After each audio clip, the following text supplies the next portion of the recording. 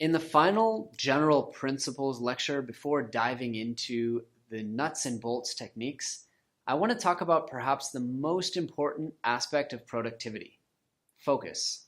As I mentioned earlier in the course, time is very valuable, but time without attention is practically worthless.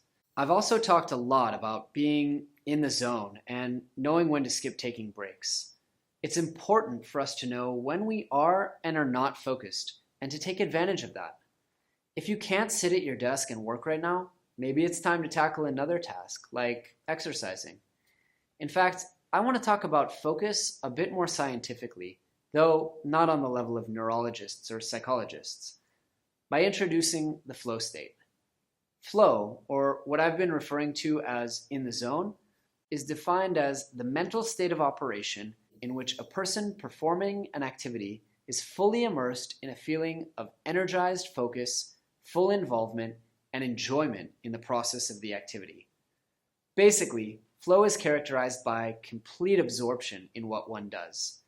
This is important because it relates to everything we've taught thus far.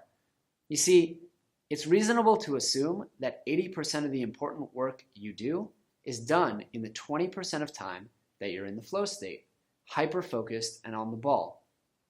In fact, if you think back to the example where I asked if you'd ever done an entire term paper the day before the exam, this was possible because of the sense of urgency or doom that pushed you into the flow state. You should be aware of this, and of course, you should try to do as much of your work as possible in flow. You should also try to get into flow as much as possible, though that could be the subject of an entirely different course. Suffice it to say that there are 7 conditions to flow proposed by recent research. Number 1 is knowing what to do. Number 2, knowing how to do it. Number 3, knowing how well you're doing. Number 4, knowing where to go if navigation is involved.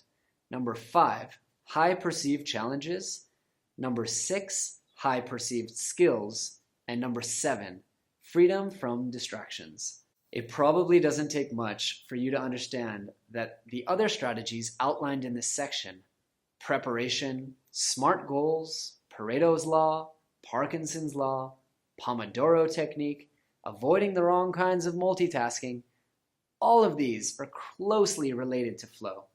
By preparing ourselves so we know what to do, preparing our environment to be free of distractions, creating high challenges on our time, and challenging goals, we maximize the likelihood of entering flow, and therefore we maximize the likelihood of kicking butt.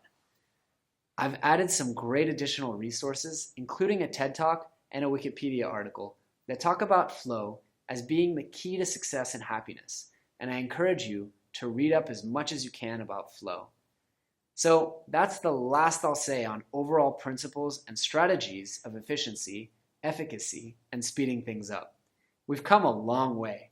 It may seem like a lot of philosophical principles and fluff before the juicy stuff. However, if there really is 20% of the course that will make up 80% of the difference, at least half of it is contained in the previous few lectures. These are the fundamentals, the foundations to productivity and efficacy.